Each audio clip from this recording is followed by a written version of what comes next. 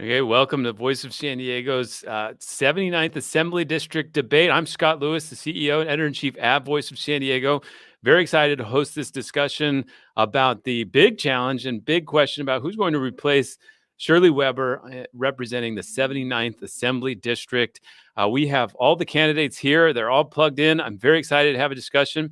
I like to manage these conversations very conversationally, pretend it's kind of a talk radio show. Now, obviously, there's a lot of folks, so I want to be as close as I can to total fairness here. So we try to just informally manage that. If a candidate goes on too long, I'll start to get more and more interested in pushing them to move along. So if you have any questions, if you live especially in the 79th District, we want to hear them. Put them in there. I have a list of the ones that were submitted already. We're particularly interested in all the major questions about schools, about jobs, about housing, homelessness, climate change, lots of different things that people are interested in. We're going to get to know each of the candidates, though, right away to start. And I'm going to bring each one of them up, and then we're going to go to a view with all the candidates. And so going by alphabetically by last name, we're going to pull up Marco Contreras. Marco is the first up here. Marco, hello. Hey, Scott.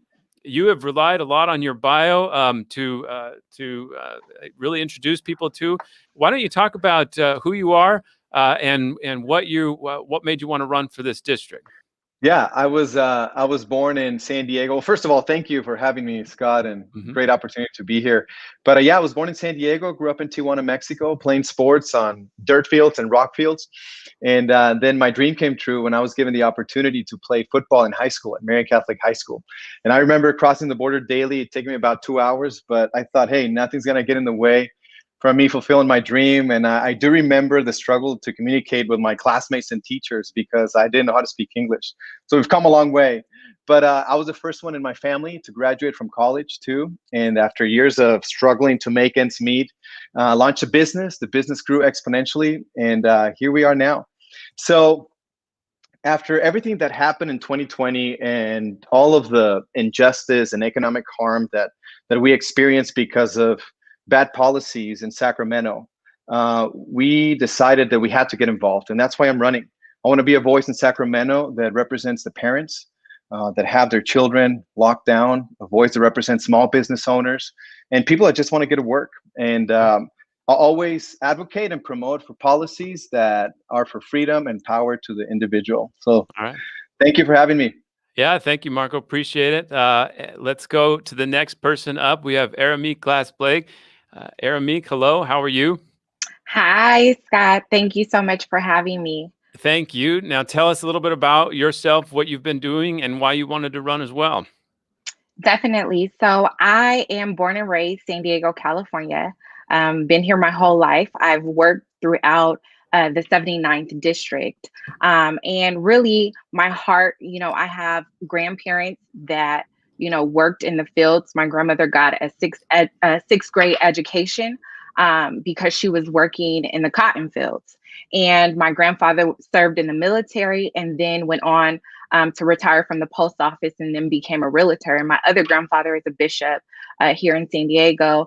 And so I really have always seen servant leadership. I've always seen people in my family who work really hard. And so for me, I spent a decade in mental health and as a juvenile justice counselor and working with dual diagnosed individuals. And then I moved into racial justice and equity work. I believe in equity work, and my background and all of the things that I've experienced have really brought me to this place. I ran for Congress before. I ended up dealing with endometriosis and cancer. And so I never thought I'd be running for office again, but here I am. When there's a need, I make sure I answer that call. Well, Aeiramique, it's great to have you. Thank you for coming aboard and making this happen tonight. Let's go to the next person up. I wanted to bring up Leticia Munguia. Leticia, hello, how are you? Why don't you tell us a little bit about yourself, what brought you here, and why you decided you wanted to run? Good evening, Scott, and thank you again for hosting us this evening. My name is Leticia Munguia, born and raised in Southeast San Diego, proud of two parents from Mexico who were immigrants back in the 60s. Both of my parents were farm workers, and they decided to buy their home in Southeast San Diego in 1971. So I will tell you that I'm a product of public education. Stand proud on the fact that I had wonderful support system helping us go through public education. I was the first to graduate from high school, and then I went on to San Diego City College and then San Diego State.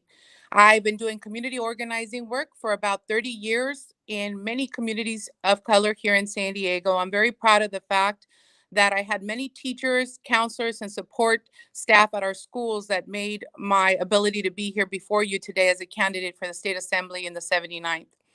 I will share with you that having been working in the community, you get to see the real causes, the impacts that our communities are dealing with.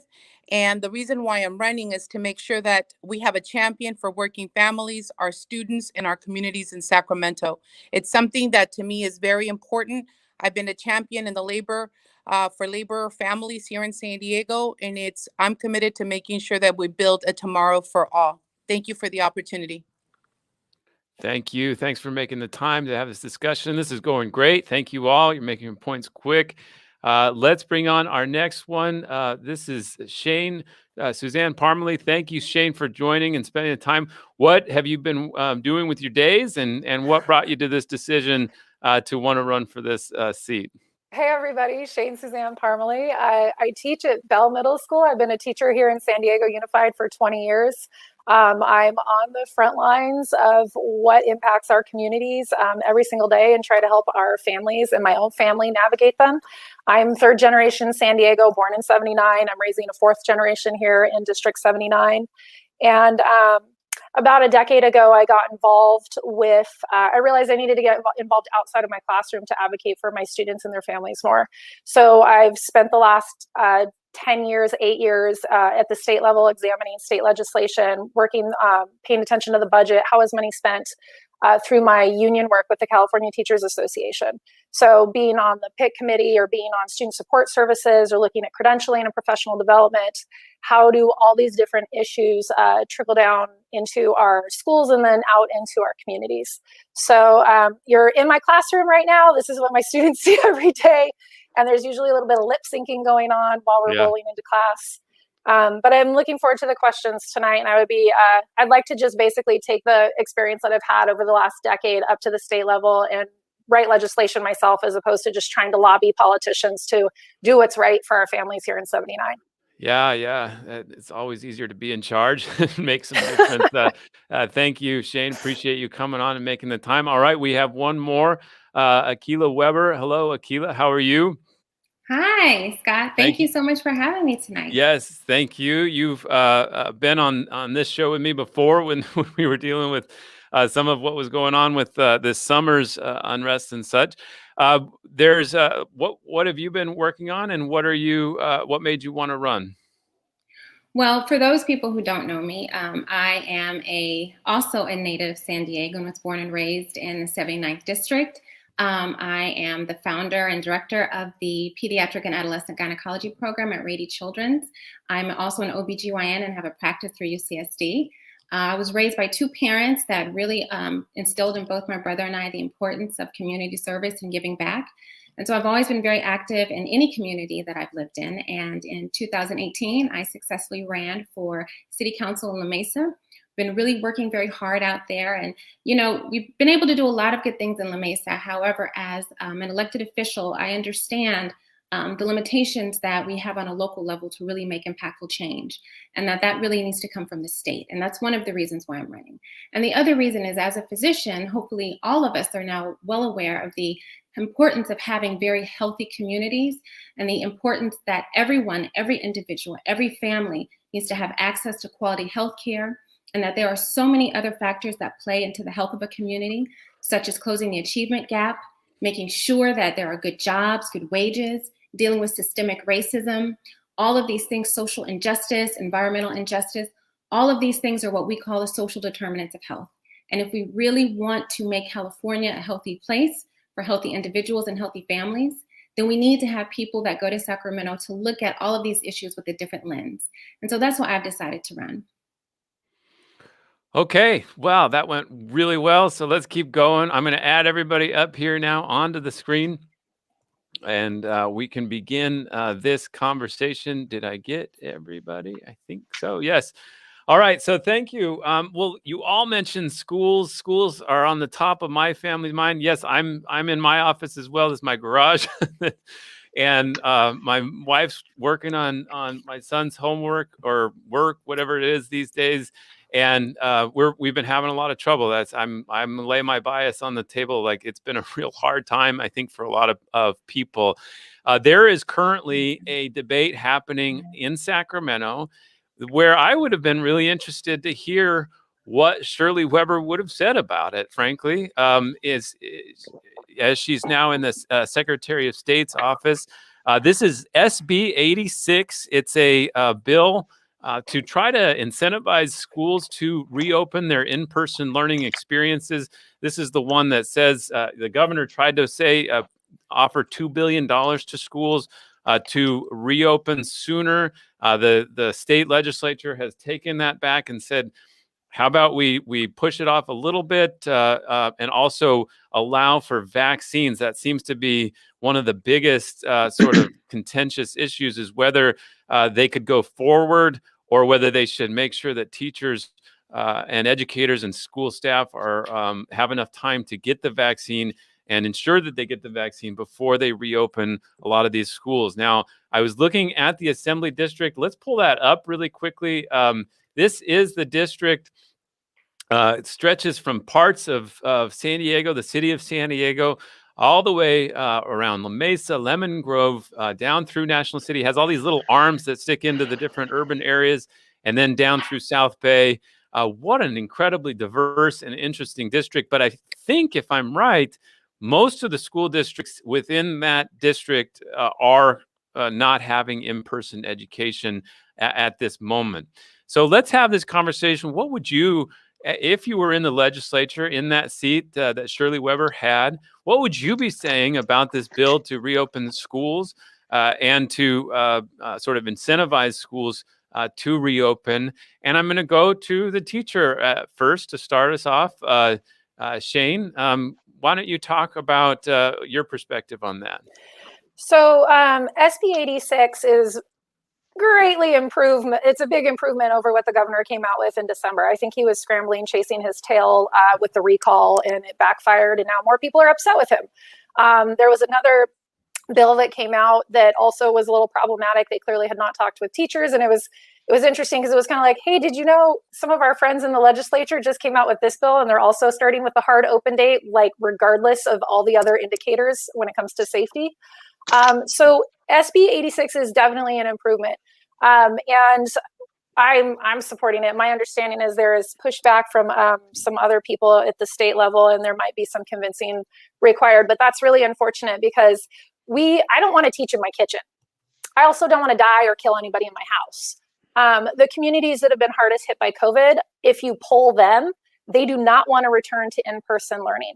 And at this point, I know a lot of people who've had a family member die from COVID, and certain neighborhoods that have been completely devastated where multiple people on the same block have died from COVID.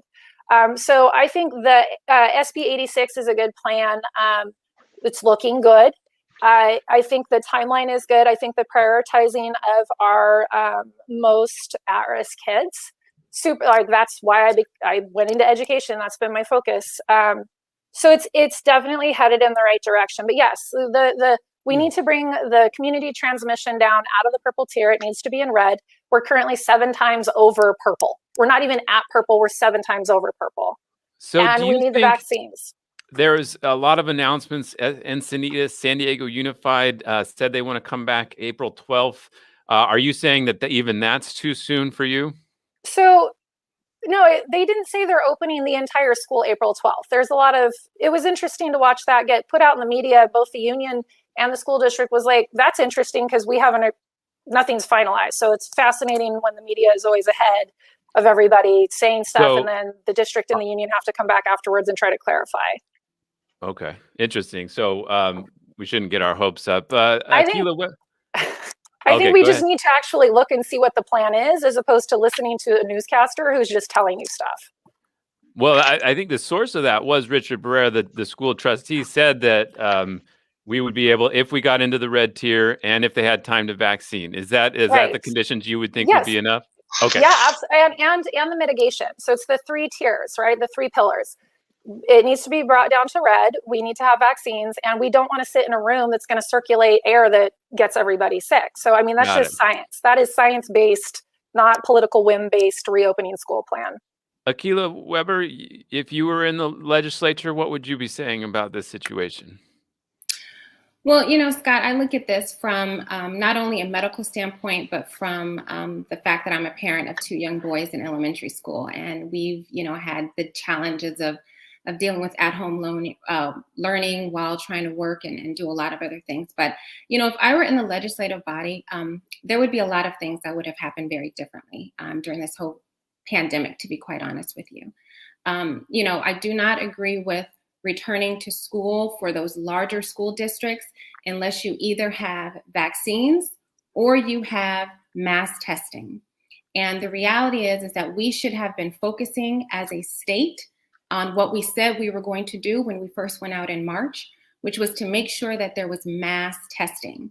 I have colleagues whose kids are in colleges in New York and Boston, and they haven't skipped a beat because they have mass testing. They test their students every 3 days. For a long time, while our pandemic was raging as a physician, I had to go in and get tested every single week. And so this is something that needs to happen. You either have mass testing or you have vaccination. But if you don't have either one, then it's really not safe to return. And I understand it. I mean, I'm a parent, I've got kids. You heard him doing his homework right before we started this. And, they've been out of sports for the last year. It is hard. It has been very, very hard on everybody, and especially our kids. But we do not want to sacrifice their health. And what we're seeing with studies from a medical standpoint is that there are some long-term side effects that we're seeing now with kids getting COVID as well. But what we should have done, if I were in the legislative body at this point or during this COVID pandemic, I definitely would have kept on the governor about working with other companies here in California to make sure that we produced mass testing that was accurate and rapid. That's what we needed. You're on mute. Scott, you're on mute. Yeah, I got this. No problem. I'm handling this. No problem. Leticia Munguia, I'm going to turn to you. Were you in the legislature during this discussion? What would you be saying about how urgently we would need to get kids into classes in person, and how that debate has gone and how the governor's led on it? Yes, thank you, Scott. I think for me, the most important piece is a safe return. Safe return. Our communities have been most greatly impacted in 2020. There's a lot that we've all gone through, right? With COVID, the pandemic. Also, there's been another level of social awareness where we focus on issues of equity and access. And I actually truly believe that as a legislator in Sacramento, it's absolutely critical that the lives of our students, our parents, our teachers, and our school workers are like at the priority. And it's all about being able to have access, being able to have access to testing, to the vaccine, and also being able to make sure that our facilities, our schools are equipped. District to district, there's a great variance of resources and services. I mean, you mentioned the Assembly District 79 and what the districts that are composed. And I will tell you, the composition of the school districts really vary on how much resources are being put in to ventilation. As you have covered for the last 8 to 10 months, issues of ventilation, the 6 feet distance, being able to ensure that there is safety in rapid sanitation is absolutely critical to keep our families, our folks safe. Ultimately, until we're able to penetrate with the vaccine and making sure that our students and our learning communities have access, and that we are dealing, as was mentioned earlier, we have students and parents and staff that are now in a process called long haulers that are actually dealing with the side effects of having had COVID, and they're currently recovering from it. So there's a lot of resources that I believe need to be dedicated from Sacramento to ensure that our local schools and our students and our families have wraparound services. I think it was mentioned earlier, mental health and making sure we transcend after returning, that we address issues locally with some clinical support services, because our students and our staff are definitely should have that available as everybody deals with not just the medical, but the clinical application of going through COVID. This basic framework of the vaccine being available, the conditions going down to the spread of the red tier, and the ventilation. Thank you for bringing that up. What I wouldn't give for ventilation to have been as big a deal as washing hands. But those things, would that be enough to open in-person education in your point of view? I think that those were to be the base for my analysis to chart out a course of reopening. And I will tell you why. There's issues of equity in this conversation that need to be addressed as well, Scott. Our kids, the kids with highest needs, need to be our priority, right? We have children with special needs and need the folks that are children that have existing educational plans that we need to make sure that we develop an assertive schedule to get them back on track as best as we can as we deal with our new normal. Got it. Marco Contreras, I'd like to hear your perspective on this. You made a point of saying we need to get things open and go back. I imagine you feel that it's more urgent than what has happened so far. Yeah, my approach would be the exact opposite. I think we have to follow the science. The CDC director, Rochelle Walensky, came out February 3rd saying, quote, "There's increasing data to suggest that schools can safely reopen," end quote. She also said that teachers could go back to school without the vaccine. So that's just following the science. Now, I would support providing the vaccine to the teachers ASAP, like 6 months ago or 4 months ago, whenever they came out. Now, I think we have to follow the science, but also look at the models. For example, private schools have been open for how long now? A lot of our kids' friends have been going to school for months now, and they're completely fine. Places like Florida, for example, they've been open since May, September fully open, and they're completely fine. In fact, they have lower cases per capita in Florida and fully open since September, Dakotas, Georgia. So I would have said, hey, let's open up because of the harmful disparities that we're seeing. The evidence shows that the schools being closed affects people of the lower tier in socioeconomics. So I would have said, hey, let's open, and we've seen that it's worked. Is there something about the bill SB 86? Would you have supported the governor's version of it to push them to open in February, or is the whole framework of money to push them to open something you would have rejected? I think I would have said, hey, first of all, let's open up. But I've seen that the bill is incomplete. I think we need a little more funding, and we do need to get the vaccines for the teachers. Okay, Aeiramique Glass-Blake, were you a legislature as well having this conversation? What do you think about those timelines and that framework for in-person learning? You know, there's something I always say: when young people are in the space, their voices should be the loudest voices in the room. And what I mean by that, I have a sister who I share responsibility with my father since I lost my mom. And my sister's 14 and her school is currently partially open. And she chose not to go back to class.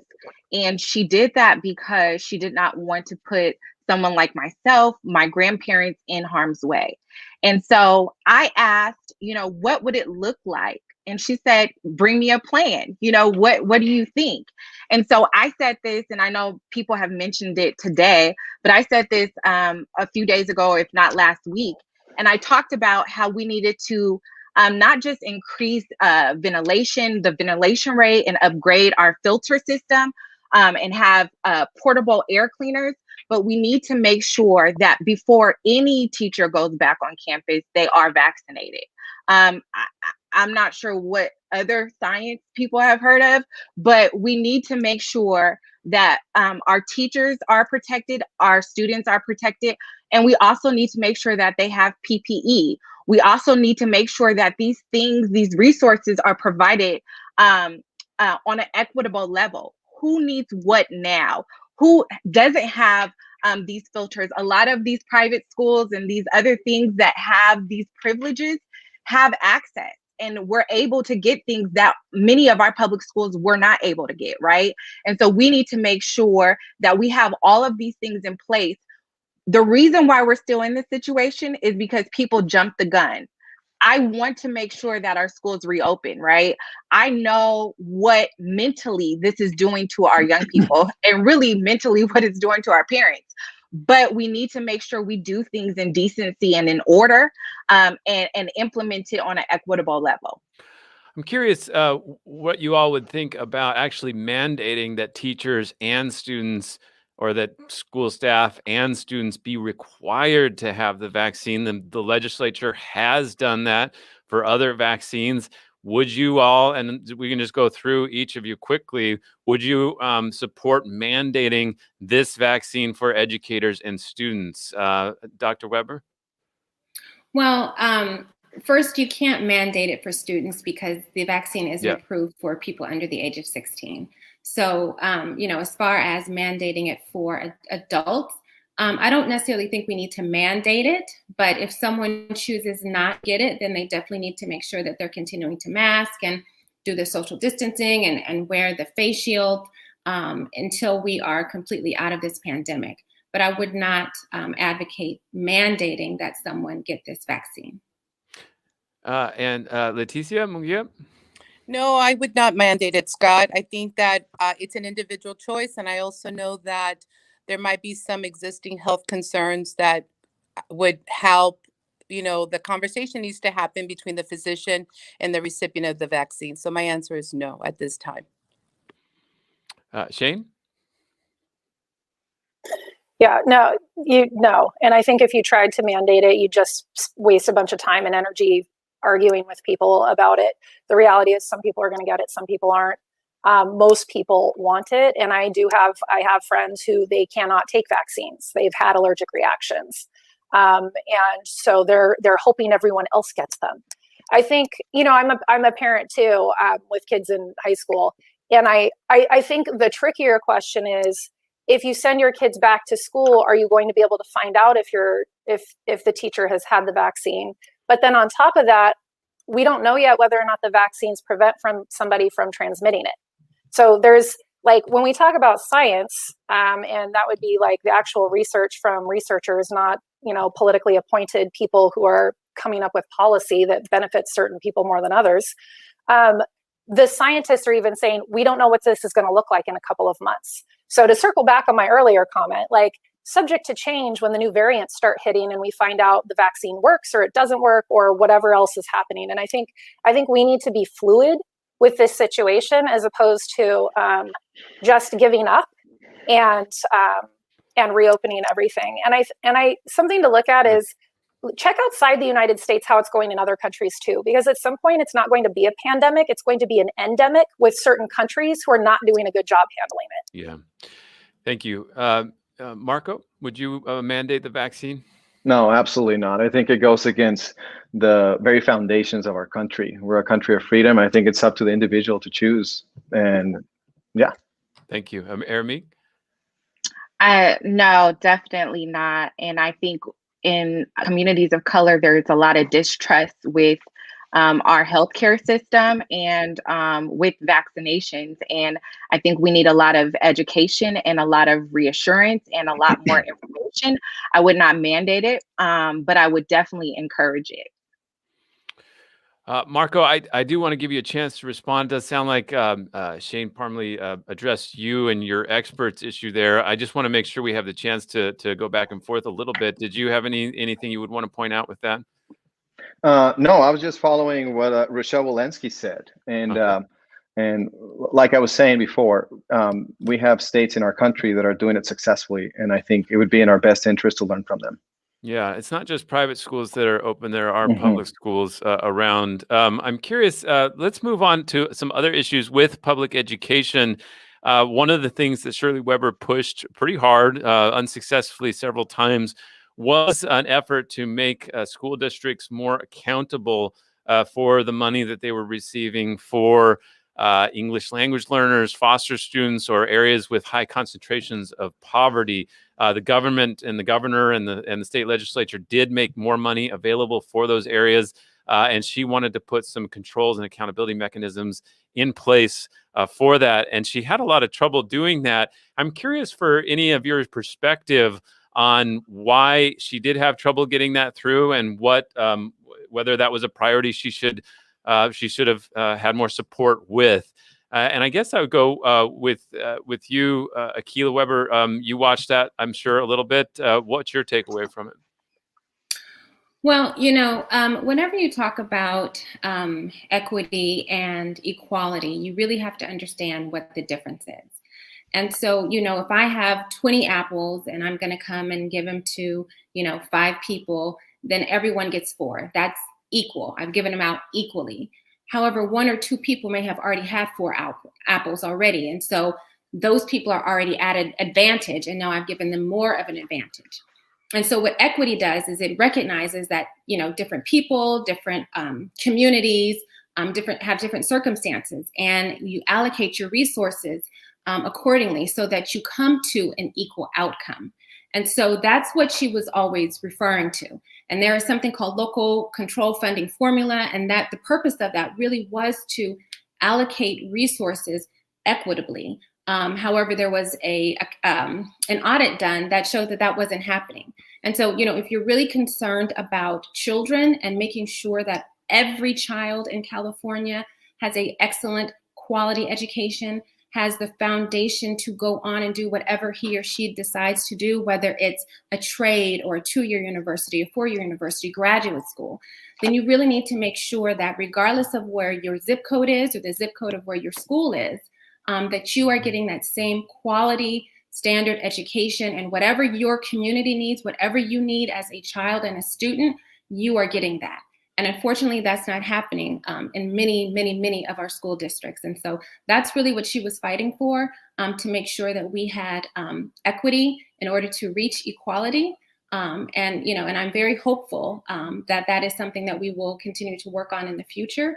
But in order to do that, we do need to have oversight to make sure that the money is going where it's supposed to go.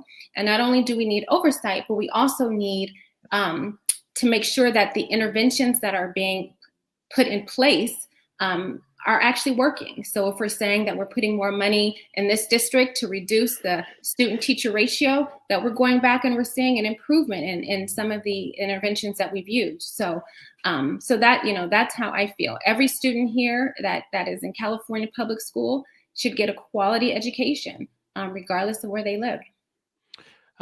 Leticia Munguia, what is your take on how that money's been spent and how it might be better held accountable? So, Scott, thank you. So the issue regarding the local control funding formula, it's a huge improvement than what we've had before. So I will tell you that from a application of the local control funding formula, the different categories, the intent behind the application of LCFF was to ensure that our communities of higher needs, like foster children, English as a second language, homeless population, also the folks that are dependent on a breakfast and a lunch and a snack in the classroom, were able to receive additional resources, similar to creating a level of equity of access. I will tell you that the local control funding formula has delivered measurable gains. However, the next level of review should be components that are created in a new legislation that addresses how the resources and funding is being utilized through some level of reporting, through some level of transparency of resource use, as well as ensuring that we could actually see the measurable improvements. In some instances, the districts that have what we usually have referred to as like LCFF coordinators, there's been measurable reports that demonstrate the great work that our districts are doing in serving the needs of the higher need population. So generally, I think it's done good work, but I believe we need to take it to another level of implementation in the year to come. Got it. Cool. Thank you. Erin Meek? Yeah, I really agree with a lot of what Leticia said. And And I really believe that many times I work with many schools throughout San Diego County and within the 79th. And many times within our educational system and in other policies that we get passed, we pass these policies, but we don't make sure that they're implemented properly. And then the reason why we even created the policy in the first place does not play out well, particularly in communities of color and diverse communities, right? And so we see, you're going to hear all night long and in every conversation we have, equity, equity, equity, because in the 79th, we have had a huge issue with inequities, right? And that's what we're constantly dealing with. And so, like Leticia said, we have to have oversight, we have to have transparency, and we have to be able to measure how these policies are actually directly impacting our schools and communities. Shane? This is a big part of why I'm running. 40% of the general fund goes towards public education. So LCFF was a mixed bag. The intent behind it was to cut categorical strings and give districts more flexibility with how they spend their money, so they weren't, having to buy new books when they didn't need to buy new books, things like that. But it was a double-edged sword because it did cut the categorical strings. So the money didn't have to actually follow the students onto the school sites anymore. And I have a history of showing up at school board meetings and calling out the district on the inequity of their funding and how they reallocated resources once we switched to LCFF. The LCAP, I was a parent in the district at the time when we switched, and the LCAP was a joke. All three of my kids have gone to San Diego Unified. The LCAP process was an absolute joke. It was here, we're going to check the compliance box. The parents agreed with stuff we were already going to do. There was no opportunity for input. And that's when we first switched. My kids went to Boone. I choiced into a failing school, Boone Elementary, because it was an excellent school. When we're talking about accountability, I have a question though, what's the definition? Is it that the individual child is making progress and making gains, or is it that we're pitting the kids against each other in standardized testing, which is designed to make sure a third of students are always failing? It is actually impossible for all students to achieve grade level on a standardized test just by the way they're designed. And I have a background in assessment. So that was a great talking point that was kind of co-opted by George Bush and the people who wanted to privatize public education.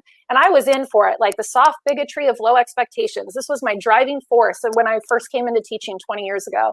But the reality is, testing was a way to divert dollars from the classroom and into corporate coffers, where we're providing all this. Now you have to pay for the test, you have to pay for the test prep, you have to pay for all of this remediation. When the reality is let's look at the child.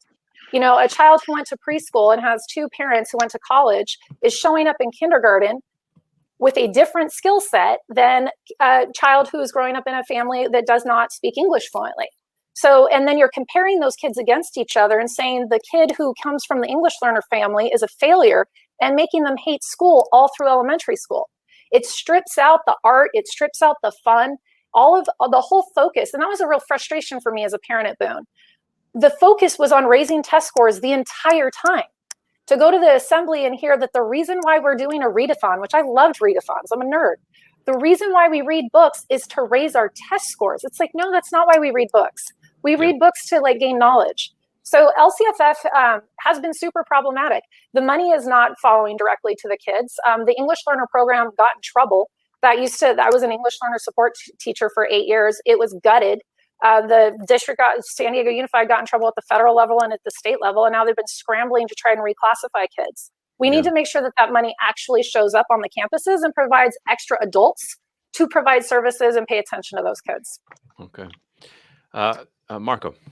Yeah, no, I think Shirley Weber did a lot for the community. And I loved something she said when discussing K through 12 reform, quote, "If we're not about the business of improving the lives of children, then what the hell are we doing?" End quote. And I think that's what we should do, fight for our children. I love how she evolved in her point of view of school choice. At first, she was opposed to charter schools.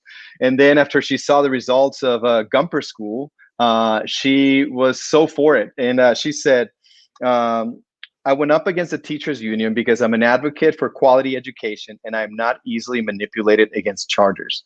I think school choice is the way of the future. And I think it's what's best for our children.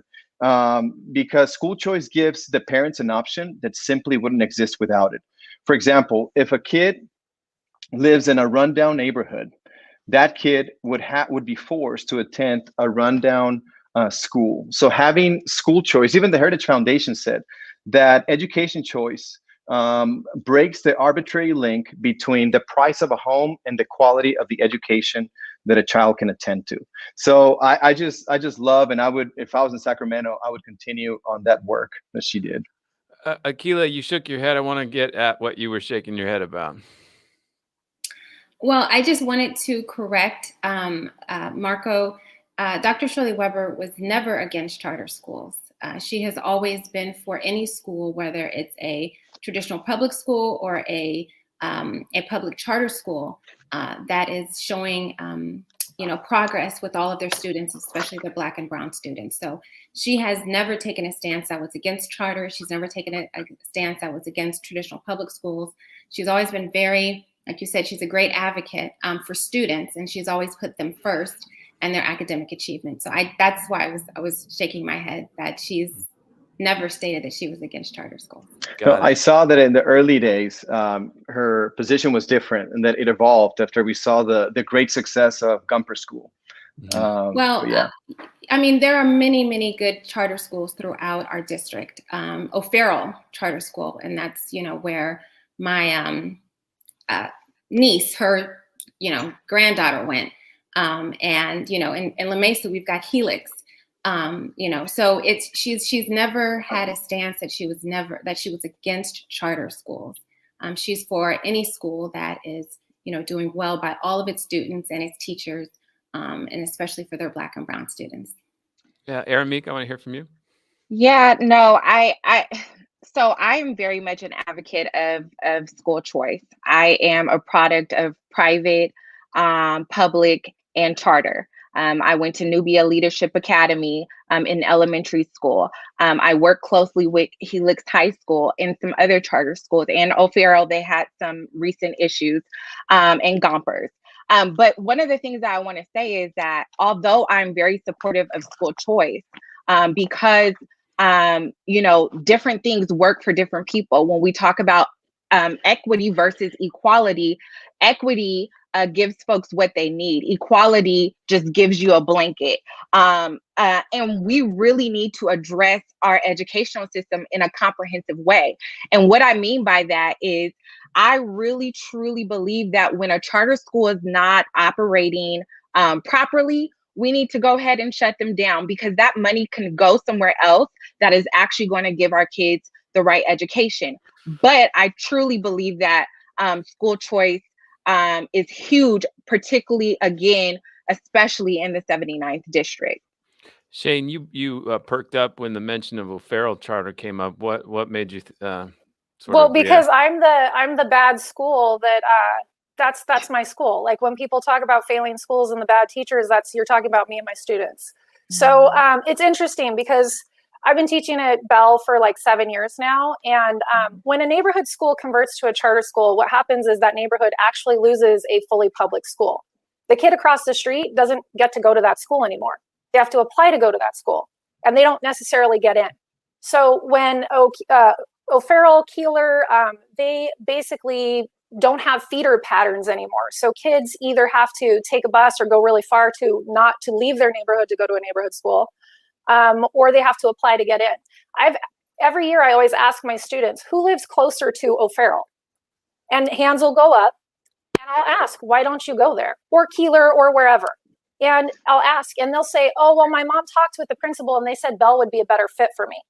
And it's over and over. And it's English learners, kids with IEPs, kids with behavioral issues. And at the beginning, there's this date in October where school funding, you get funded for the rest of the year based on your enrollment. So after that October date, we have a new influx of kids that come in from a variety of charter schools around the county. So we get kids from the high-tech highs, we get them from Preuss, and suddenly now they're with us, but that school gets to count them for their money for the rest of the year. And then at the semester, we have another influx of kids from charter schools who've been canceled out of their charter school. And we welcome them in because we're actually a public school and we accept everybody. And Scott, then can I respond to that? And then right before testing, there's another influx of kids when the charter schools are dumping their kids, but because they don't want those test scores on their rosters. Yeah, so Marco, like I have the front row view to that. It's a good narrative, but when you get up close, it's a lot more complex and nuanced. Marco, quickly, and then I want to hear from Yeah. Leticia. No, there's great evidence that shows that charter schools are actually great for students in the charter school, but also for the students in the public school. Listen to this. According to the Temple University study, when a charter school opens within 1 mile of a traditional public school, student outcomes within that traditional public school significantly increases in reading and math. Furthermore, the closer the charter school is located to the traditional public school, the better the academic outcomes are for students in the traditional public schools. And it's clear, is the competition, it only improves the environment for all the students. Got it. Leticia Munguia. Thanks, Scott. So for me, I'm a product of public education, and I stand before the residents of Assembly District 79. I'm very proud of the fact that I'm an alum from San Diego Unified School District, and I even would like to share with everyone on the call today and listening that I got an opportunity to go to Gompers Secondary when it was still a San Diego Unified School District. It was a magnet school. It's one of the best learning experiences I ever had. Many people back in the 80s when we were able to go and really, I was class of 1989, right? So I'm really proud of that. It was a neighborhood school. We walked to school. I stand by public education. It's created and opened doors for me, my sisters, and the community residents that were my neighbors. So I will tell you that where we are today and the progress we've made in public education, I think has been voluminous. And I want to recognize every single teacher, paraeducator, and school employee that is dedicated their life to service in supporting our children in our schools. So I will tell you that, is there additional conversation, Scott, that should happen about public education and making sure that resources are fully dedicated back in our classroom with our teachers, our school workers, and our students? Absolutely. But I think that might be a conversation for another day. I will tell you that public education has opened my doors, and I'm here as a product of what can happen when we have strong education settings. Can I just say something really quickly? Sure. So I also am a product of public education. I went to Encanto Elementary, and then Leticia, I also went to Gompers Secondary when it was a math, science, computer technology school, graduated in 96. So just a few years after you. And I think I turned out just fine. But I do believe that, every child is different. And I'm looking at it from a parental standpoint. Every child is different. Their needs are different, and what parents are looking for are different. And so, whether it's a public, a traditional public school or a public charter school, as long as, they are, teaching their students, they're treating their teachers well, and they're showing academic improvement, then I think that choice should be there. Well, I'm really proud that we spent a lot of time on public education, and I know that you all care about it, and that's important. So thank you for spending that time. I would be remiss if we let this go without speaking about another area of passion for Shirley Weber, and that was the area of criminal justice reform. Last year, she passed a landmark bill about use of force by police officers. And was able to get a lot of support in the legislature for that. I'm sure that a lot of you feel like that might not have been enough. I'm curious what the next steps might be with that. And I'm going to start with Aeiramique Glass-Blake on that. And if we can keep our answers tight so we can get through a few of those. I know there's a lot to deal with. First of all, if the police officers union decided to support you, would you accept that support and any donations to your campaign? Now, Scott, you know the answer to that. No, come on. So they did reach out to come after the endorsement, and I called them up and said I will not take it. But as you all know, I'm the chair of the CAB, the Community Police Advisory Board. I also sit on so many different boards and advising public officials and law enforcement, trained law enforcement. I consult with the National Conflict Resolution Center, and I am a restorative justice consultant. So I do a lot of work with law enforcement throughout. And I just would not take the support. And I've written multiple articles in the UT and elsewhere of why we need to make sure that police unions stay out of politics.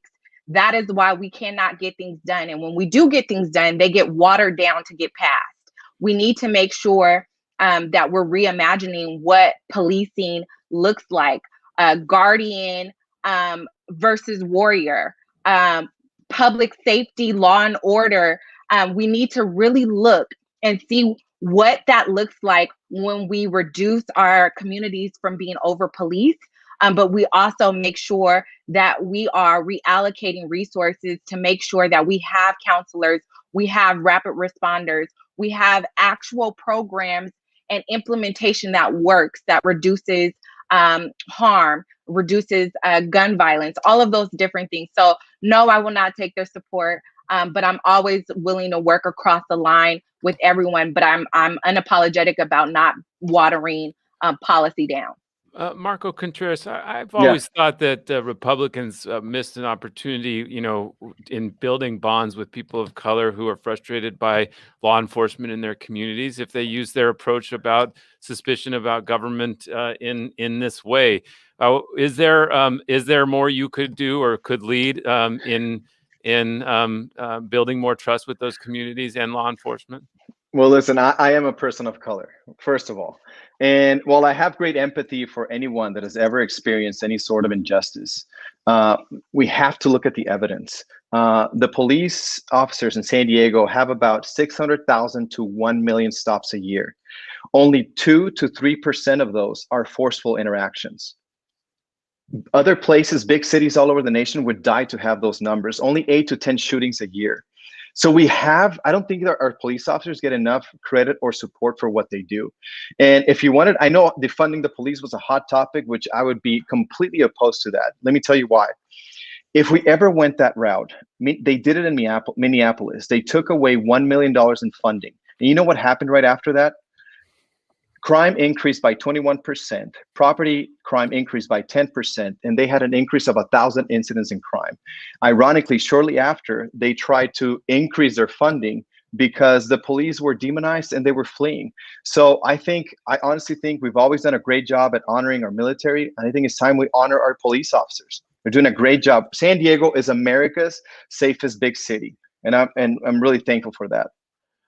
Akilah Weber, you had a unique position this summer. You were a city council member who had to deal with unrest and your own law enforcement there, the police department that has made some changes since then. I think in actually stood out in a way. What's your take on what the next steps in criminal justice reform need to be, and would you take the support of the police officers union or endorsements?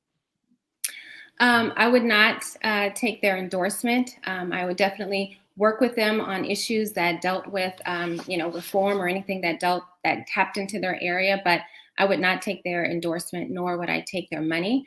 And before I get to that answer, I just want to say, I take a different stance, Marco, because I think, what you quoted, 2 to 3% of forceful interactions and, your death rate, any forceful interaction should not occur. And anyone who dies unjustly should not happen. And so I'm not going to sit here and tout, San Diego is safer than other cities, because that's what we want, but we also have room for improvement. So to your point, Scott, yes, we did have some significant issues in La Mesa in May and over the summer, specifically because of the need for improved reform in policing. And I'm very grateful for some of the legislation that has come out of Sacramento, because with certain bills like SB 1421, once we went through the whole rigmarole of the investigation and then the firing and then the appeal that he had, and then, once we got everything, we were able to release the results, because I do believe in transparency, so that people could find out what actually happened that night. And the reason why we were able to was based on that bill, because he lied. And so based on dishonesty, we were able to release that and give that to the public. But we've done significant strides, and it has not been easy. But it is important that when you're dealing with things like criminal justice, that you have someone that is a very strong voice and a strong advocate, not just in public, but also in private.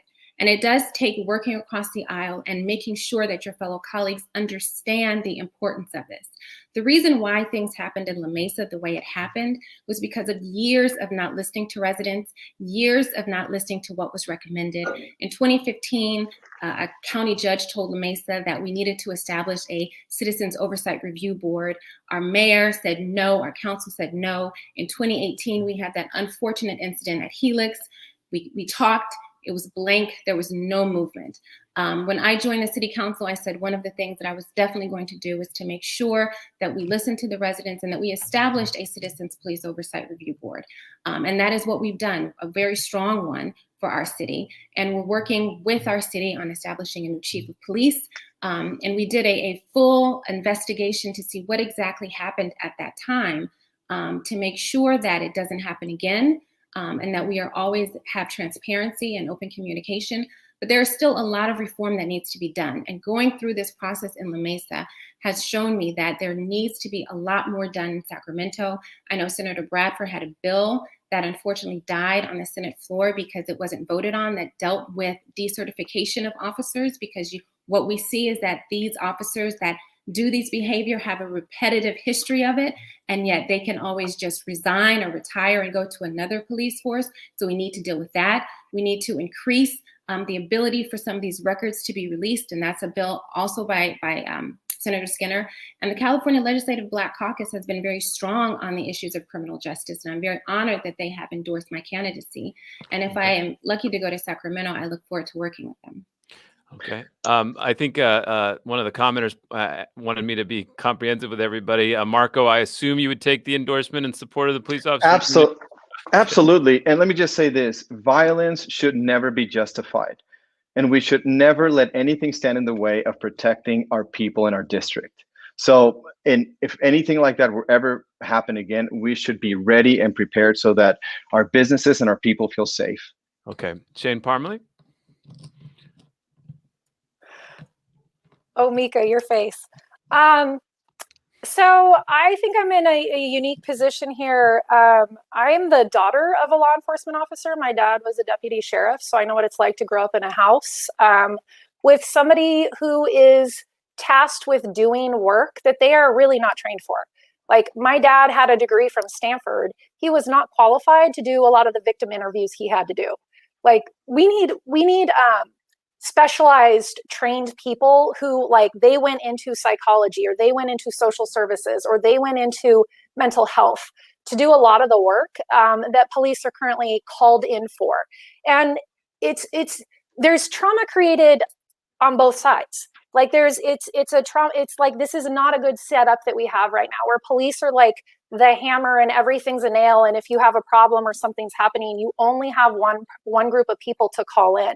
And those group of people have not been on. I was shocked when I found out how long it takes to get certified to be a law enforcement officer. I'm like, you get to carry a gun and arrest people, and that's it for how long it took for you to do that. So I think the qualifications and training should be higher, quite frankly. I think we need to absolutely reassign certain job duties that are just automatically sent to the police department, and reassign them to people who are specialized and certified and trained in those areas. I'm a teacher. I deal with all kinds of interesting people all day long, inside and outside of the classroom. And it's been interesting, doing activist work, how you can interact with people that law enforcement just like immediately want to arrest or escalate the situation. We really need to pivot towards de-escalating and not funneling more people into the criminal justice system. I was shocked when I learned that law enforcement officers can't be decertified. Teachers and doctors, we can lose our license to practice, and absolutely law enforcement should too. Police officers who are caught lying, and people lose their lives over that. They lose their jobs, they lose their families, they go to jail. There's no compensation for them, and the cop just goes on their merry way and keeps working. And that's bad for the entire the police, police in general. Like, we need to be engendering faith in being able to call law enforcement. And the reality is, whatever your politics are, the reality is there's a large percentage of people right now who do not feel safe by calling the police for help. And that's a problem, period. that needs to be addressed. And while we all might have our own positions and our reasons for why that is, we need to focus on creating solutions that get us to a better place where we have less people being funneled into the criminal justice system, whether people mean to be racist or not. You know, the research is there, the data is there, who's getting stopped more, who's getting over-policed. And we need to end qualified immunity. Thank you. There's a lot of discussion, and I want to get to Leticia here, but just to check in with you all, can we hang out for a few more minutes to get through some of this stuff? Is everybody okay? I know there's some other commitments tonight with some of you, so thank you so much. And there's so many interesting questions here, Leticia. So Scott, just to answer your questions, your original questions first, I will share that yes, the police department, the association has reached out, not met with them. I think those were your two original questions. I will concur with a lot of what Shane shared. I think for me, there has been historical evidence of how communities are policed vary depending on where you live in the city and where you are within the assembly district, right? There's been references made to approaches and how folks respond to a call. So as an assembly member, I come to you with solutions. And this is what I want to propose. It is a lot what a police officer has on their plate. You've heard that by many of the folks on the call here today, right? My recommendation is that for our police departments to be successful, we need to be able to provide an abundance of resources. For example, just with this COVID pandemic, our county officials, our county board of supervisors implemented a 211 emergency call for support around COVID, right? My proposal and my consideration to all of our residents is let's envision how we respond to calls when a police officers get dispatched, right? Not in every single incident is there a need to have the full, like the police department respond in a way that they may not be equipped if it's a crisis moment, if it's a situation where an individual is having a clinical that requires therapeutic, a clinical response, right? I would say that we need to look at how the level of resources that police currently have, that we need to revisit the budgets, and we need to reimagine how officers are trained to respond to calls and how calls actually get filtered to police departments and how they get dispatched. Are we going to have crisis teams? Are we going to be able to respond in a way that our Black and Brown communities are aware of engaging in a relationship with law enforcement that's built on trust? Are we going to train our officers to ensure that they have additional training in implicit bias? Are we going back to a community policing model that actually focuses on building relationships with the community that they are patrolling? That is something that has been proven to be successful throughout our entire country. And it's time that we move to an environment where we're healing after all that we have experienced in 2020. It's time that we build a tomorrow for all. It's time that we focus on solution-based. It's time that we create another number, not the 911, but that we look at developing a number that allows us to secure resources to help families or individuals that are having a crisis moment.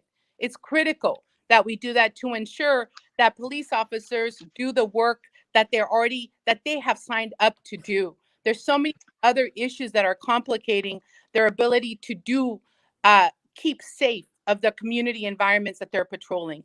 So I propose options and abilities for us to support the law enforcement that's out there, and that we are able to provide resources to our communities that have been most harmed by the levels of incidences that have occurred, whether it's through excessive force or over how folks have responded to an incident involving. We have many incidences that I can cite where there has been an excessive abuse of a response. Okay. So Scott, imagine.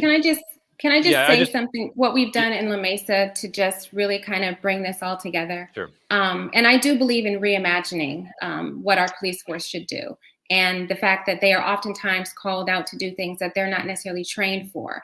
And so one of the things that I asked our police department and our city was to reimagine what our police department would look like, and ask them to look at what's going on in cahoots in Oregon as an example. And so we actually went and looked at that, and we have implemented that in La Mesa. We have our own program called the Home Program through the PATH program, and it has reduced, or since November, reduced the number of calls that police would normally go out for homeless or another situation that they shouldn't need to do by 40%. And that's just what we've been able to do in the last few months. We've been able to house people because we have a psychologist and a social worker that is a part of this program. So yes, it is possible to do it. And I'm very proud that I was able to implement and really get our city in La Mesa down that path of reimagining what policing would look like. Scott, can Leticia, sorry. Just one quick thing. Leticia, I just want to clarify, did you say you would consider getting the support and endorsement of the police officers union? I haven't met with them, Scott. I think that I would consider meeting with everyone to see what the message is. I'm open to meeting with them and hearing what they would share. I am. Aeiramique, go ahead. So I just want to say and give perspective to the work that's been done in La Mesa and really throughout the 79th and throughout San Diego County. Prior to Akilah being elected, we did a lot of the work, my organization, Generation Justice, and coalitions that we created. We did so much work after Breonna Bell was slammed to the ground at Helix High School. We paved the way to be able to have Black representation on La Mesa City Council. And we also paved the way to make sure, and we did not stop. When the cameras left, I was still meeting with the chief of police and meeting with the city manager, which really runs the city, and making sure that we got police oversight and that we had policies, practices, and procedures changes within the city of La Mesa. And then furthermore, we made sure that restorative justice took place. The officers got trained in restorative justice and restorative practices. And we made sure that the schools in La Mesa were not only open, but willing. And some of those trainings I came and did myself in restorative justice and restorative practice. We have such a high rate of Black and brown children who are being expelled and suspended at such a high rate for doing the same exact things that their white peers do.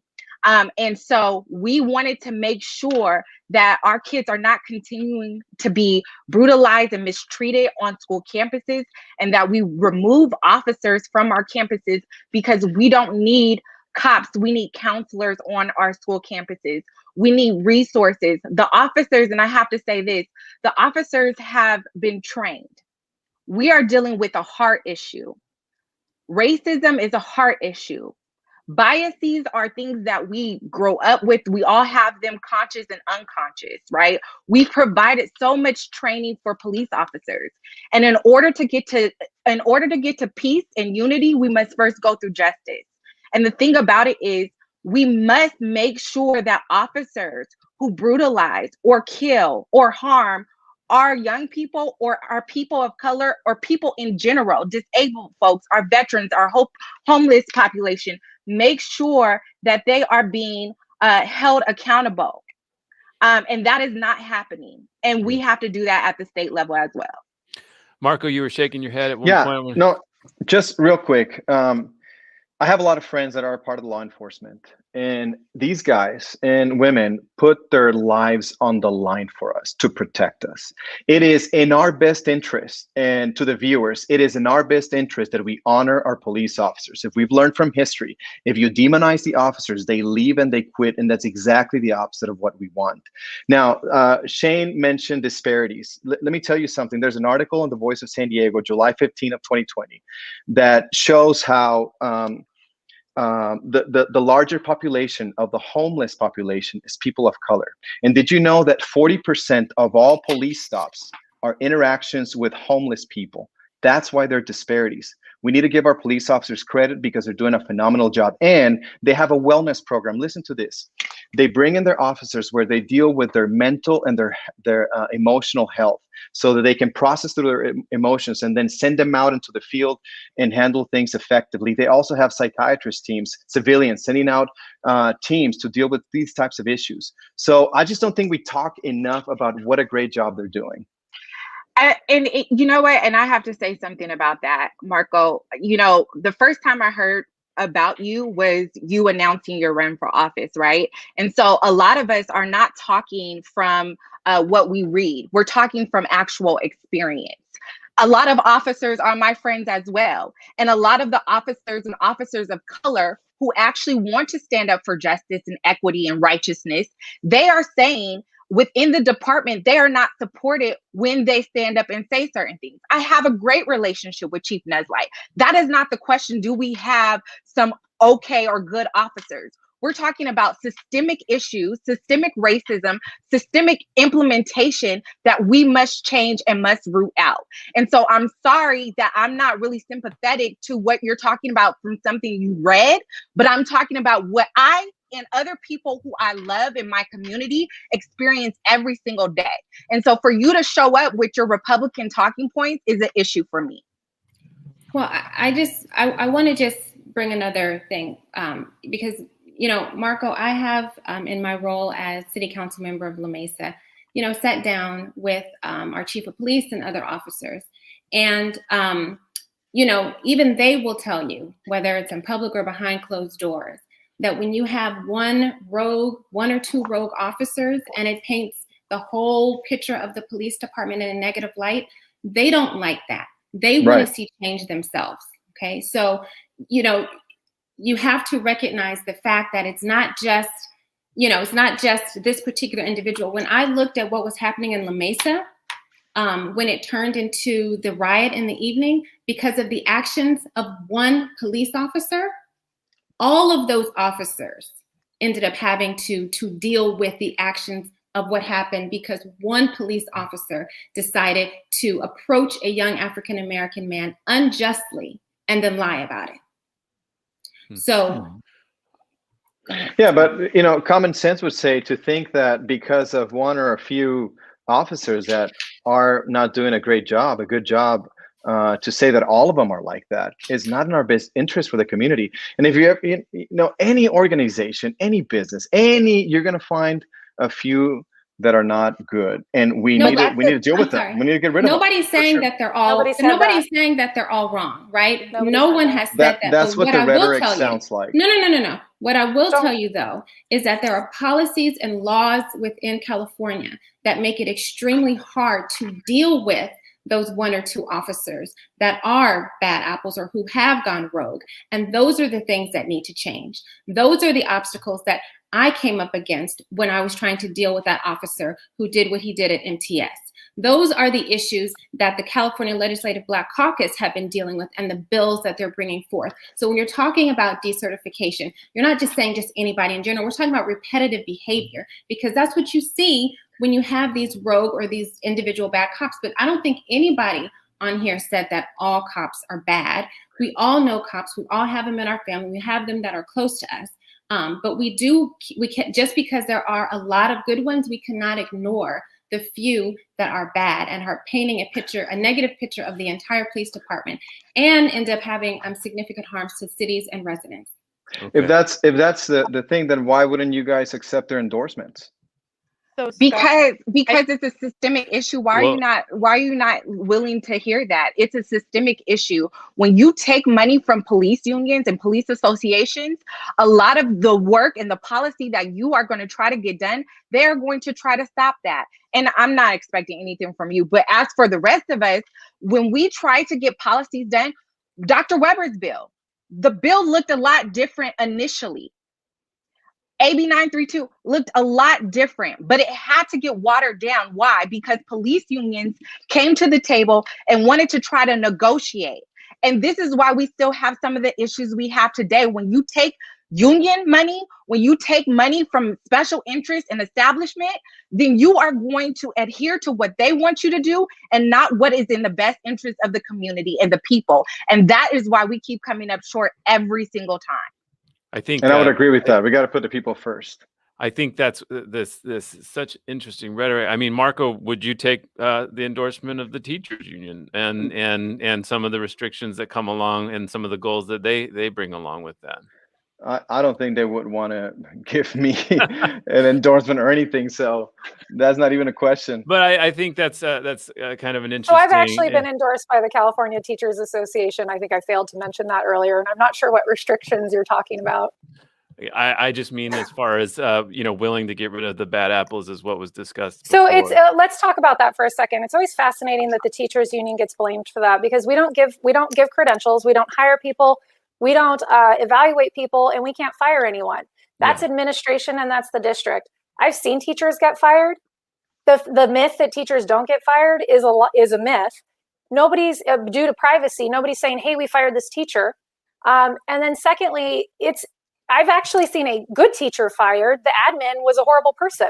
All unions do are guaranteed due process, so that when I go to the school board and I call them out for stealing money from the English learners, they can't turn around and fire me. So what is the I'm flaw able to then? Advocate. What is the flaw then with the police officers union and how they act and how they interplay with politics? Okay. So do working people have the right to organize? Yes. Absolutely. Working people have the right to organize. So like Amika, I would push back. Like, to me, there's a difference between taking corporate PAC money, where the corporations they're representing shareholders and investors, versus taking union money, where your union is representing working people. And 79 is a very union heavy district. And we actually have seen a decrease in living standards throughout the entire country as the membership in unions has decreased. So no, do police officers have the right to organize? Yeah, but if you look back at the history of where policing actually comes from, it doesn't have very pretty beginnings, and it's usually to uphold it's to uphold racism and white supremacy, or to suppress working people from trying to actually make a living wage. And I just want to respond to what Shane said, if that's okay, Scott. So yeah, let's. I feel bad letting this, but I think people are really into this. So I think there's a few things. If we can wrap it up soon, that'd probably be good. Yeah. So me and Shane agree on a lot of things. We've gotten arrested together. We've been through it all. But I have to say that I have, and I'm pretty open about this. I have been an organizer.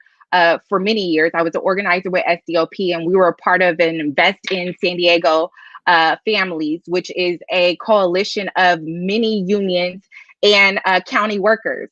And I fought for county workers. I'm very much, if you are a public employee, I'm very much going to fight for you if you are not being treated fairly, or you're not getting the benefits, the pension, all of the things that you deserve. What I have to say about teachers unions, police unions, and other unions is all unions are not created equal. And many times, people always ask me, why do I have something to say about PLA agreements and all of these different things? And the reason why I'm not getting endorsed by most of the unions and most of the associations is because I'm independent. I evaluate each thing differently. And so if I'm going to fight for families, I'm going to do it in a way I have to look at the lens. And I looked at everything through an equity lens. And what I mean by that is we have labor union and association heads that operate outside of the best interest of the labor members. And I have seen that over and over when Black women have contributed so much to the labor organization, but are so mistreated many times within labor organizations by the labor heads. So I have to acknowledge that all labor's unions are not created equal. And that's what I mean by that, Shane. I don't have anything against the teachers. Yeah. But yeah, I was going to say, I just wanted to circle back on it. Yeah. And I do want to point out, like, San Diego Education Association, our union president is a Black woman. California Teachers Association, our union president is a Black man. The National Education Association, our president for the nation, is a Black woman.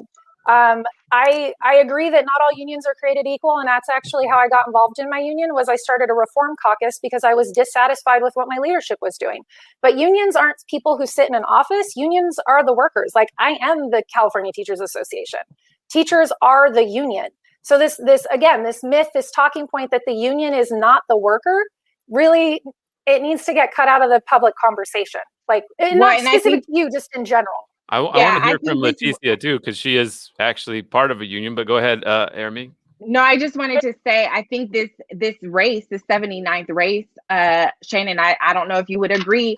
This race is an example of how the heads of things make decisions and not the actual people having the opportunity to make the best decision for who they want to see represent them. So, Leticia, I want to hear from you. Sorry, Leticia. Sorry. And thanks, Scott. So listen, this is what I will. Oh no. Are you there? Yes. Hello. So what I wanted to share. So, 17 years of my life has been dedicated to advocating on behalf of workers for wages, hours, and working conditions. And the power that we have as a multiracial coalition to advocate on behalf of workers is the most powerful thing in our country. It's what's built our middle class. And I will say this, that it's going to take us all in Assembly District 79 to make sure that on Tuesday, April the 6th, that we elect the candidate, myself, who's ready to serve in Sacramento, to make sure that we build a tomorrow that includes us all. And I will share this, there's a difference. And I think what you have all identified in your various comments is there's a difference between a labor organization and then the power of the members of a union that is able to make sure that our worker rights are protected on the job. I think all of you have mentioned that. I will share this with you, that I need to acknowledge that what we have been through as a nation and how we move forward is going to take clear dedication to ensure that our residents and resources that our communities need come from Sacramento, and that you have a champion in advocating to make sure that we get our fair share of the resources and start to reimagine what our future is going to be in representing the Assembly District 79. It's absolutely critical that we start to think about how we are able to do more, how we're able to do more with the resources that we have, and how we reimagine moving forward. I will share with you that there's a lot of work that lies ahead. We didn't even get a chance to touch on the economy today, Scott. I would urge you to have another event of this nature, because it's really about how do we ensure that we're building an economy for tomorrow. Folks need jobs. We need to get past the pandemic and start reinvesting in our small businesses that are suffering. You look at the smaller cities that you put the chart, you put the map of Assembly District 79. We need to get folks back to work. People want to go back to work. They want to be able to have our kids safely back in school. Our teachers, I know our teachers and our school workers want to make sure that we are safely developing a plan to return to what we will not consider our new normal. And so ready for the next opportunity where we can have a broader discussion. Yeah, I think we have a lot. We could go a couple hours. I want to end on a note, though. So this is the district. One of the things I learned today, our Maya Srikrishnan, a reporter, pointed out to me that this district is one of the only ones in the state without a state park. And it is considered an area that is underparked. Mm-hmm. And then I wanted to read a comment from one of the amazing commenters, by the way. This has been a crazy good feed, just interesting feed. Robert Villarreal wrote, what policies would you propose to support Black and brown small businesses, drive economic development for underserved communities? Let's treat this as a wrap-up statement from each of you. People are worried about their communities. They're worried about things in their communities, about their businesses, about their parks. What would you be able to do as a representative for this community? And let's go in the opposite direction we went last. Start with Akilah Weber when she's from what we started before. Thank you all again. This was a great discussion. Akilah? Thank you.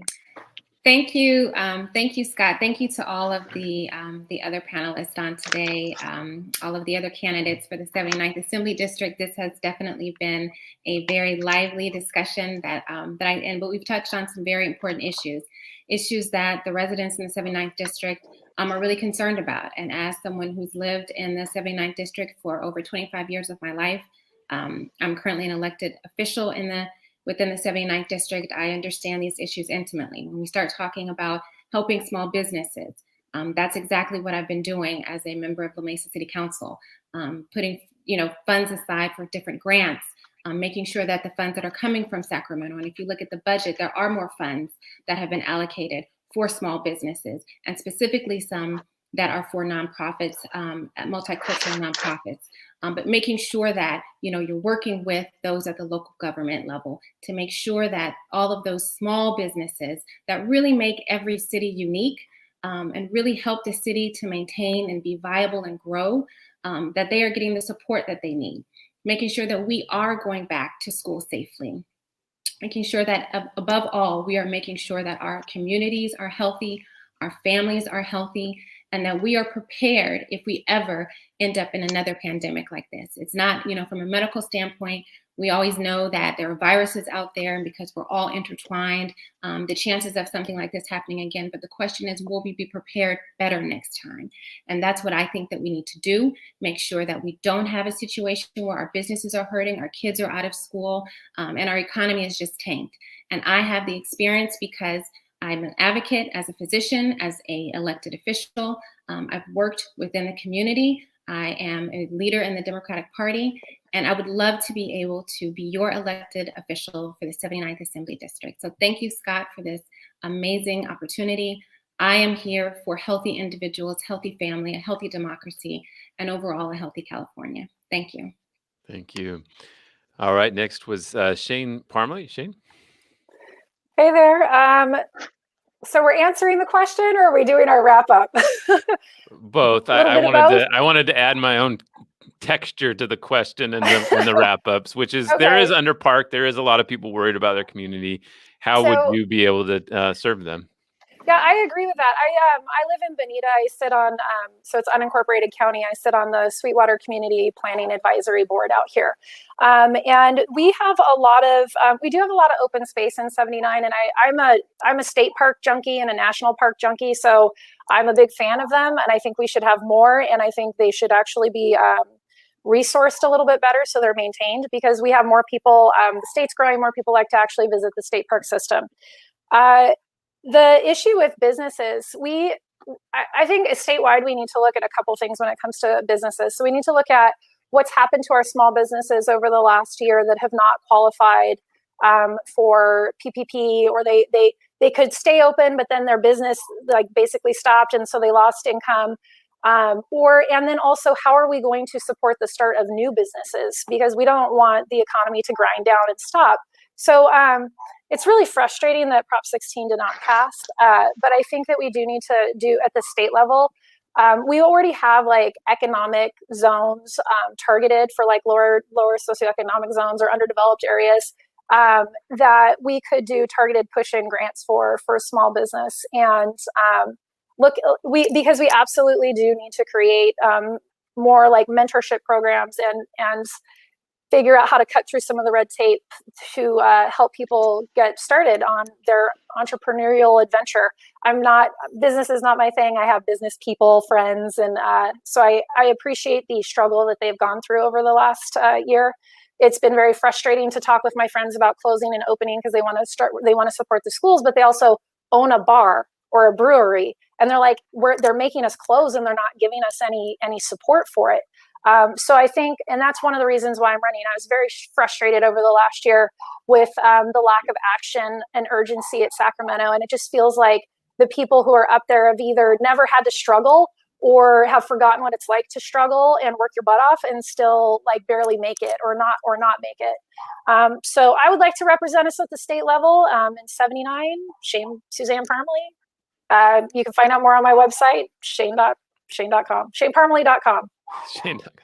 My dog's barking. I'm sorry, it's a little distracting. No, it happens. I'm surprised we haven't heard mine. Thank you, Leticia Munguia.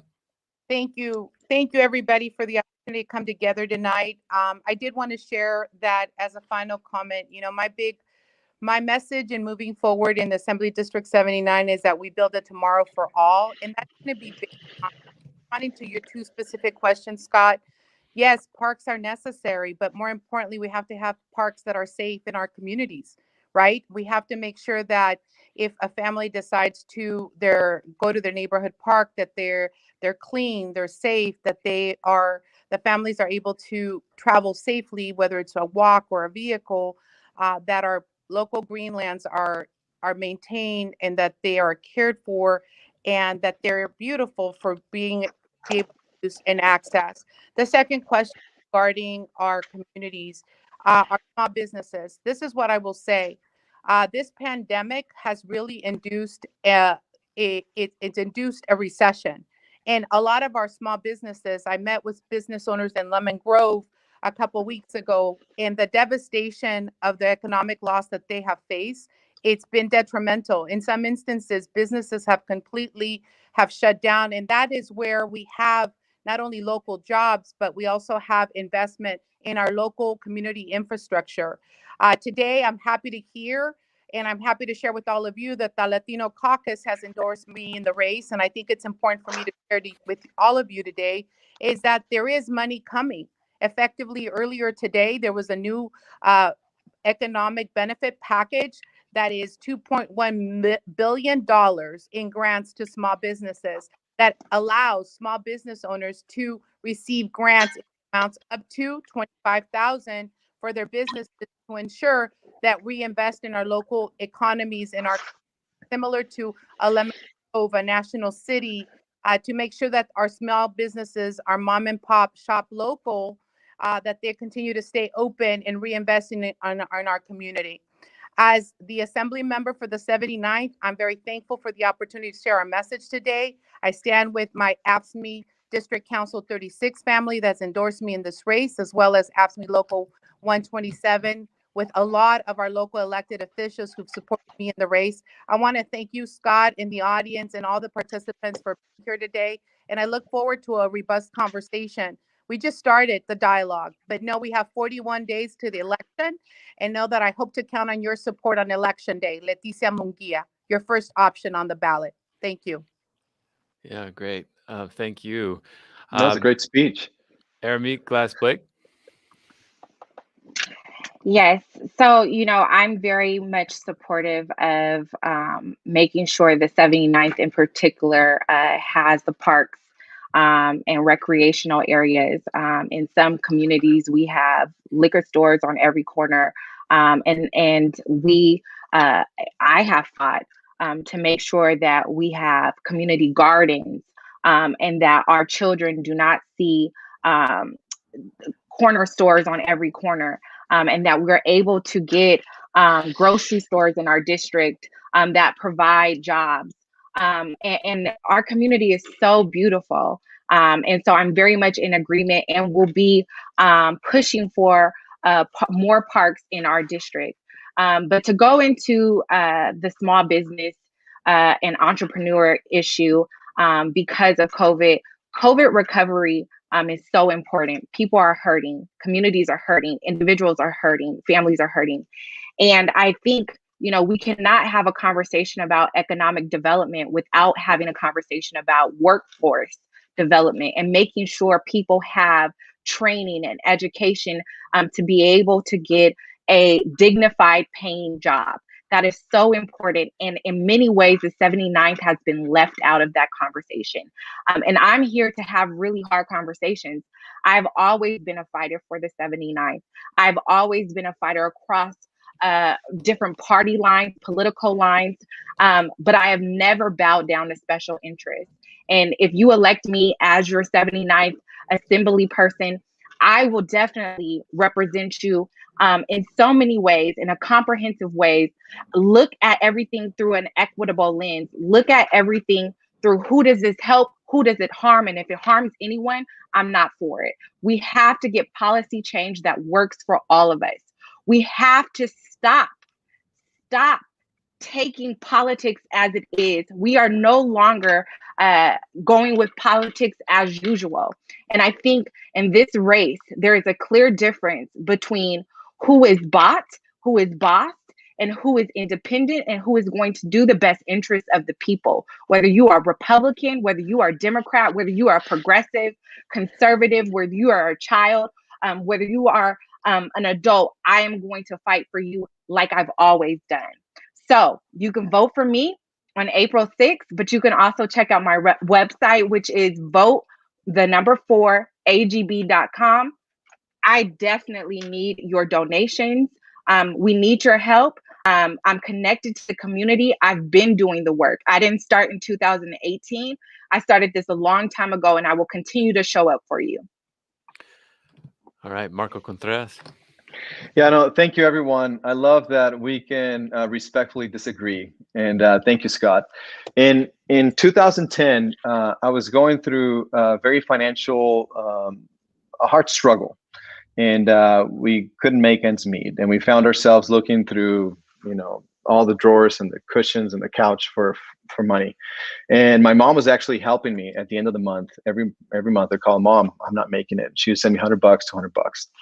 And that went on for months. And funding didn't change my life. But what changed my life was vision. And I think that what our community needs now more than ever is vision. Policies are great. We need good policies. Funding is great. We need good funding. But what we need more than anything is vision, especially right now. And this is my plan. I want to create a plan when in office called Believe in the Dream, where we partner with community outreach centers like rec centers, churches, schools. And we bring in individuals and students. What I want to do for the next generation. And I want to help them with vision. So we want to help them discover what their gifts are, what their talents are, what their strengths are. There's programs called Strengths Finders where they discover what their strengths are. And once we do that, we can help them discover what their vision is, where they want to go, why they want to go there, and how they're going to get there. Doing skills like goal setting, vision casting. I bet you we'd have more nurses, we'd have more teachers, we'd have more entrepreneurs, we'd have more people in the workforce. So it's something I want to do for the community. And I believe it would really help because it helped me. Now, lastly, I want everyone to know that as you send me to Sacramento, I'd be a voice for you, for the community, not the status quo. And I'd fight to open the schools. I'd fight to open our businesses again. And we can follow the model of our other places that have worked and are doing a great job right now. So vote for me, vote Marco for California. Follow me on Instagram, Marco for California, or go on my website, marcocontreras.us. Thank you, Scott. Thank you. Well, that we could have gone again, and maybe we need to do another one coming up. I think people appreciate the back and forth, the respect, but also the difference of opinion, and I think it was important to highlight. Absolutely. Thank you all so much. So I just want to give a plug. Voice of San Diego is a nonprofit news organization. We make this work with your donations as well. So voiceofsandiego.org/donate. Please, if you care about this stuff, if you care about local politics, local public policy, you can follow it all at voiceofsandiego.org with the morning report. Thanks again. It's hard to run for office. I've watched thousands go through it. Maybe not thousands, but it sure seems like it. And it is a real toll, and it's a real act of service. And I appreciate people who stand up to do it. So thank you all for participating. I know a lot of you have other things to do. And on that, please go to voicesandiego.org, and thanks for your support. And we'll try to do another one of these soon. Thank you, Scott. Thanks all. Yeah. Bye. Thank you.